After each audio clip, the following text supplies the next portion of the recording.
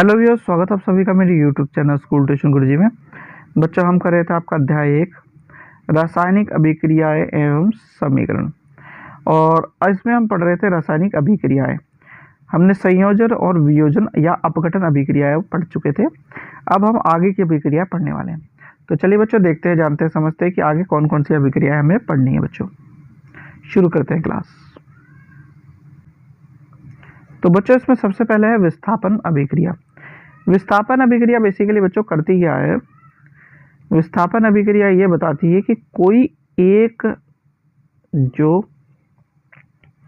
आपका reactive metal है, ठीक है, वो क्या करता है, दूसरे कम रिएक्टिव मेटल को या कम क्रियाशील तत्व को उसके जो विलयन है उसमें से विस्थापित कर देता है, लवण विलयन में से उसे विस्थापित कर देता है। इसका सबसे पहला एग्जांपल है बच्चों आयरन और कॉपर सल्फेट का विलयन। यहाँ पे आपको देखने को मिलेगा कि आयरन सल्फेट बन गया, फेरस सल्फेट बन गया और कॉपर अलग हो गया। यानी कि इस अभिक्रिया में लोहे ने दूसरे तत्व कॉपर को कॉपर सल्फेट के विलयन से विस्थापित कर दिया या हटा दिया। इस अभिक्रिया को हम विस्थापन अभिक्रिया के नाम से जानते हैं। और इसके कुछ और उदाहरण कौन कौन से बच्चों? जब जिंक और लेड की हम किससे अभिक्रिया कराएंगे, कॉपर सल्फेट और कॉपर क्लोराइड से हम अभिक्रिया कराएंगे, तो हमें जिंक सल्फेट और लेड क्लोराइड मिलेगा और कॉपर अलग मिल जाएगा। तो ऐसा हो किस ले रहा है बेसिकली बच्चों कि जिंक तथा लेड कॉपर की अपेक्षा अधिक क्रियाशील तत्व है और कॉपर को उसके यौगिकों से विस्थापित कर देते हैं। इसके लिए बच्चों आपको एक ध्यान देना होगा, जो आपका धातु वाला चैप्टर है उसमें आपने देखा होगा एक जो आपकी अभिक्रियाशीलता श्रेणी है, उससे हमें क्या पता चलता है कि कौन सा धातु कितना अभिक्रियाशील है। तो होता यहाँ पे यह है कि अधिक क्रियाशील धातु कम क्रियाशील को विस्थापित कर देता है। फिर आती है बात बच्चों द्विविस्थापन अभिक्रिया की। द्विविस्थापन अभिक्रिया, जैसा कि नाम ही दिख रहा है, द्विविस्थापन में यहाँ पे दो चीजों में विस्थापन होगा। होता क्या है बच्चों, यहाँ पे पिछले वाले में हमने देखा था कि एक जो चीज थी वो दूसरे को विस्थापित कर रही थी, लेकिन यहाँ पे क्या होगा, द्विविस्थापन में दोनों एक दूसरे को विस्थापित कर देंगे। और एक नई चीज क्या होगी बच्चों, अभिक्रिया में अवक्षेपण का निर्माण होगा, अवक्षेप का निर्माण होगा। इसलिए हम उसे क्या कह देते हैं, अवक्षेपण अभिक्रिया भी कह देते हैं।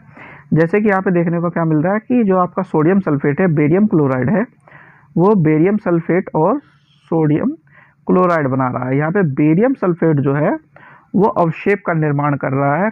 होता क्या है कि Ba2+ आयन और SO4 2- आयन्स जो बन रहे हैं उससे अवक्षेप का निर्माण कर रहा है BaSO4, यानी कि बेरियम सल्फेट। अब जो विलयन ये बना रहा है उसमें क्या हो रहा है, आयनों का आदान प्रदान हो रहा है अभिक्रिया के दौरान, और इसको हम क्या कह देते हैं, द्विविस्थापन अभिक्रिया कह देते हैं बच्चों। इसी अभिक्रिया को हम द्विविस्थापन अभिक्रिया कह देते हैं। फिर बात आती है बच्चों उपचयन और अपचयन की। होता क्या है बच्चों, एक में ऑक्सीजन का जुड़ना और हाइड्रोजन का हटना, दूसरे में क्या हो रहा है बच्चों, हाइड्रोजन का जुड़ना और ऑक्सीजन का हटना। ठीक है बच्चों, ये चीज जब हो रही है तो हम क्या कह देते हैं, उपचयन या अपचयन अभिक्रिया। इसका उदाहरण आसान सा ये है बच्चों कि कॉपर जब ऑक्सीजन के साथ अभिक्रिया करता है तो कॉपर ऑक्साइड बना देता है। ठीक है,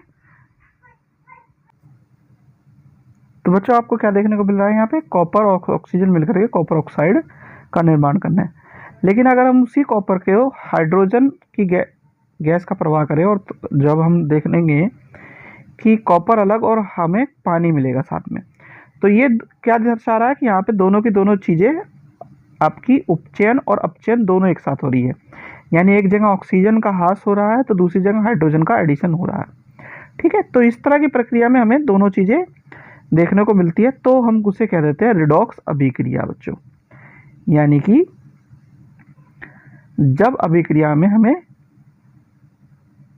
उपचयन और अपचयन दोनों मिले तो रिडॉक्स अभिक्रिया कह देते हैं उसे। ठीक है, यहाँ पे जैसे कि क्या हुआ, कॉपर ऑक्साइड का कॉपर में अपचयन हो गया और हाइड्रोजन का उपचयन हो गया। तो इसके और उदाहरण कौन कौन से बच्चों, रिडॉक्स अभिक्रिया के जिंक और MnO2 वाला। ठीक है बच्चों, अब इसमें क्या हो रहा है बेसिकली बच्चों, यहाँ पे ऑक्सीजन की वृद्धि और हाइड्रोजन का ह्रास हो रहा है, तो हम अपचयन और उपचयन अभिक्रिया को देखते हैं। फिर क्या देखते हैं बच्चों हम, कि अपने दैनिक जीवन में उपचयन अभिक्रियाओं के प्रभाव को हम देखते हैं बच्चों। तो इसमें सबसे पहला है संरक्षण का। तो बच्चों होता क्या है, इस प्रक्रिया को हम अंग्रेजी में बोल देते हैं कोरोजन। इसमें होता क्या है बच्चों, जो आपका लोहे की वस्तु है वो ऑक्सीजन के साथ अभिक्रिया करके लोह ऑक्साइड या आयरन ऑक्साइड या फेरस ऑक्साइड बना देती है। ऐसा ही चांदी और तांबे की वस्तुओं के साथ भी होता है, यानी कि जब ये अम्ल आर्द्रता के संपर्क में आती हैं तो ये क्या हो जाती है, संरक्षित हो जाती है, और संक्षरण का जो है ये फिनोमेनन दर्शाती है, यानी कोरोजन इनमें लग जाता है। इससे बचने का उपाय यही है कि हम क्या करें, कि इन पे एक परत पेंट की या फिर किसी अन्य धातु की चढ़ा दें, वरना इनसे हमें काफ़ी चीज़ों में नुकसान देखने को मिलता है, जैसे कार के ढांचे हो गया, आपका पुल हो गया, लोहे की रेलिंग हो गया, जहाज तथा धातु जो होता है वो उनमें बहुत ज़्यादा ये आपको नुकसान पहुंचाते हैं। फिर एक चीज़ आती है बच्चों वाकृत गंधिता। वाकृत गंधिता क्या होता है बच्चों, कि जो वसा युक्त या तेलीय खाद्य सामग्री होती है, अगर उसे लंबे समय तक हम खुले में रख देते हैं तो वो क्या हो जाती है, उपचयित हो जाती है, और उसका स्वाद और गंध दोनों के दोनों बदल जाते हैं। ऐसा इसलिए होता है क्योंकि उससे में क्या हो जाता है, उपचयन प्रक्रिया हो जाती है। अब उससे बचने के लिए हम क्या कर सकते हैं, उसमें प्रति ऑक्सीकारक मिलाए जाते हैं।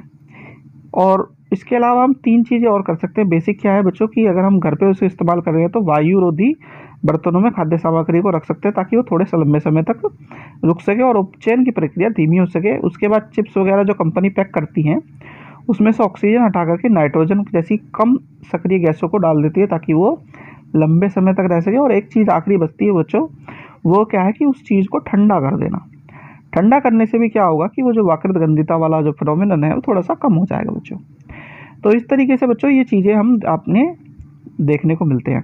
तो बच्चों यहाँ पे हो गया आपका चैप्टर कंप्लीट, और ये वीडियो भी नेक्स्ट वीडियो में हम आपके सॉल्व करेंगे क्वेश्चन आंसर्स को। तो चलिए बच्चों यहीं पे इस वीडियो को कंप्लीट करते हैं, और वीडियो को देखने के बाद आपका ये चैप्टर मुझे लगता है आपको काफ़ी हद तक समझ में आया होगा। तो बच्चों आशा करता हूँ आपको वीडियो अच्छी लगी होगी। अगर वीडियो अच्छी लगी हो तो चैनल को सब्सक्राइब करें, वीडियो को लाइक करें, शेयर करें। Thank you.